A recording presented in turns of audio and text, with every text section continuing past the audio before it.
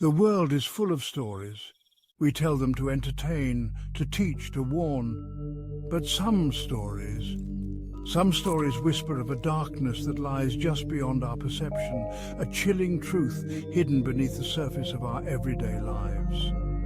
These are not mere tales spun for amusement, but glimpses into the abyss, reminders that reality itself can be far stranger and far more terrifying than anything we could ever invent. These are true stories, stories that linger in the mind long after the lights go out, stories that will chill you to your core. The silence was the first thing that struck him. It was a profound, almost eerie silence that seemed to swallow every sound, every whisper of the wind. An unnatural stillness that clung to the deserted streets like a shroud, wrapping everything in a blanket of quiet desolation. Dust-covered cars sat frozen in time, relics of a past life, with weeds pushing through cracks in the asphalt, reclaiming the land. John hadn't been back to Ridgemont in over 20 years, not since the incident that had driven him away. The memories were too painful, too raw. Now, standing at the edge of what used to be his childhood neighborhood, he understood why he had stayed away for so long. The place was a ghost of its former self. He walked slowly down the center of the road, each step echoing in the heavy air, the sound bouncing off the empty houses and returning to him like a haunting refrain. Houses stood empty, windows like vacant eyes staring out at him, their once vibrant facades now faded and forlorn. He stopped in front of a dilapidated Victorian with peeling paint and a sagging porch, a house that had once been full of life and laughter. This was his old house, or at least it should have been. Something felt wrong, off-kilter, as if the very essence of the place had shifted.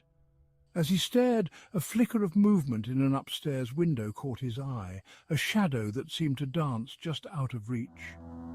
A figure stood there, partially obscured by shadows, but unmistakably watching him, its presence both familiar and unsettling.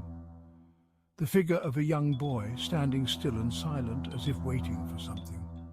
The boy was small, his face pale and gaunt, framed by unkempt dark hair that fell in messy strands around his eyes. John's breath caught in his throat. It was him. The boy was a reflection of his younger self, a ghost from his past. John blinked, and the figure was gone, leaving only the empty window behind, curtains fluttering in the breeze. The house stood empty, a silent monument to a forgotten past, its walls holding secrets that time had tried to bury. Then, with a low groan of timber and a shower of dust, the entire structure seemed to collapse in on itself, vanishing into thin air as if it had never existed. John stood there, heart pounding, staring at the empty lot where his house, his past, his childhood had been only moments before. The weight of memories and the passage of time pressed down on him, leaving him feeling both lost and found in the same breath. The sobs echoed through the silent gallery, a low, mournful sound that sent shivers down Amelia's spine. She'd never heard anything like it before, a sound so filled with sorrow that it seemed to come from the very walls of the gallery itself. She had acquired the antique portrait only a week ago, captivated by the haunting beauty of the child depicted within the gilded frame. The painting had an almost magnetic pull, drawing her in with its intricate details and the profound sadness in the boy's eyes. The boy in the painting, dressed in velvet and lace, stared out with tear-stained eyes, his expression a mixture of sorrow and eerie maturity. It was as if he had seen more than any child should, his eyes holding secrets that were too heavy for his young soul. The crying had started subtly, a faint whimpering that Amelia initially dismissed as her imagination. She thought it might be the wind or perhaps the creaking of the old house settling. But the sound persisted, growing more distinct with each passing night. But night after night, The sobs grew louder, more insistent, emanating from the painting that hung on her bedroom wall. It was as if the boy was trying to communicate with her, his cries becoming a nightly ritual that she couldn't escape. The child's cries seemed to seep into Amelia's dreams, transforming them into unsettling visions of cold, dark rooms and whispered pleas for help. She would wake up drenched in sweat, the boy's sorrowful eyes haunting her even in her waking moments. One night the sobbing reached a fever pitch, a heart-wrenching crescendo that jolted Amelia awake. She could feel the boy's pain as if it were her own, a deep, aching sadness that seemed to fill the room. She sat up in bed, bathed in the cold moonlight that filtered through the window. The room felt colder than usual, the air thick with an unspoken tension. She knew she had to do something, but what? The cries were coming from the painting, now illuminated by an unnatural light. It was as if the boy was trying to break free from the confines of the canvas, his sorrow too great to be contained. Then, to Amelia's horror, the boy in the painting stepped out of the frame. His small form was translucent, yet he seemed so real, his presence filling the room with an overwhelming sense of despair. He stood in the center of the room, his small form trembling, his eyes wide with a terror that mirrored her own. Amelia wanted to reach out to him, to comfort him, but she was frozen in place, paralyzed by fear and disbelief. As dawn broke, Amelia sat staring at the empty frame that hung on her wall, the boy's anguished sobs still ringing in her ears, the memory of his tear-stained face forever etched in her mind.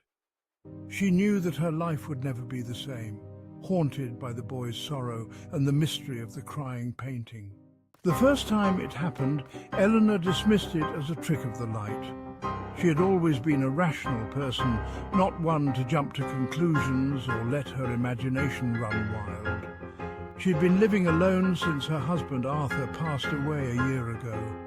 The days were long and the nights even longer, filled with memories of a life that once was. The old Victorian house, once filled with laughter and warmth, now echoed with an unsettling silence. Every creak of the floorboards, every whisper of the wind seemed amplified in the emptiness. It was late, well past midnight, when Eleanor noticed the figure on the security monitor.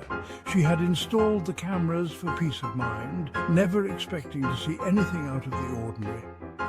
The grainy black and white image showed a tall, shadowy figure standing motionless at the end of her driveway.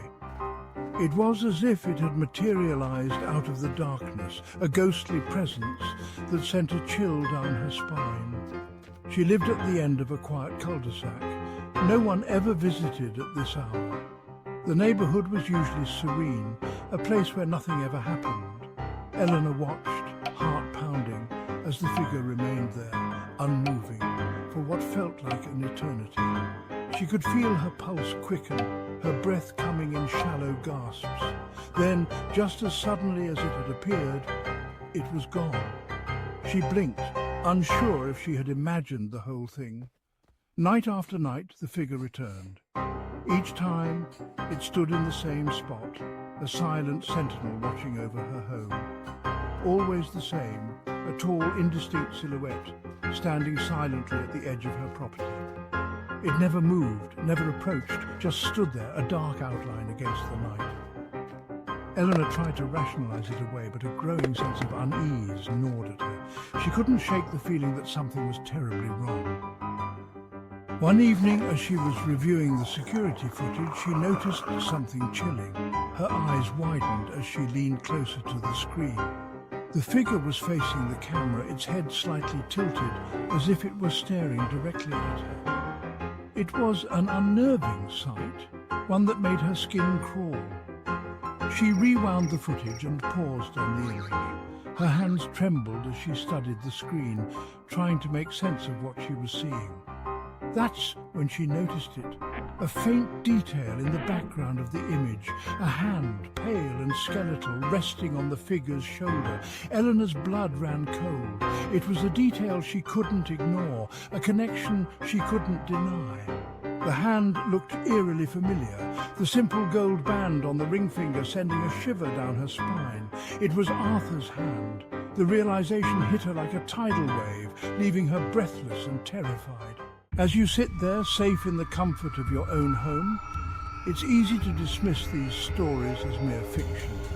But what if there's more to the world than we can see? What if, just beyond the veil of our perception, there exists a realm of shadows and whispers, of unexplained occurrences and chilling realities? Have you ever felt a sudden chill in the air, a sense of being watched when you know you're alone? Or perhaps, like John, Amelia and Eleanor, you've encountered something you couldn't explain, something that challenged your understanding of the world and left you with a lingering sense of dread. These stories are just a glimpse into the countless mysteries that surround us, a reminder that the line between reality and nightmare is often thin and easily blurred. So the next time you're alone in the dark, listen closely. You never know what whispers you might hear, what shadows might take shape in the corners of your vision. For the unseen world is always watching, waiting, and perhaps just beyond the reach of your understanding, something truly terrifying awaits.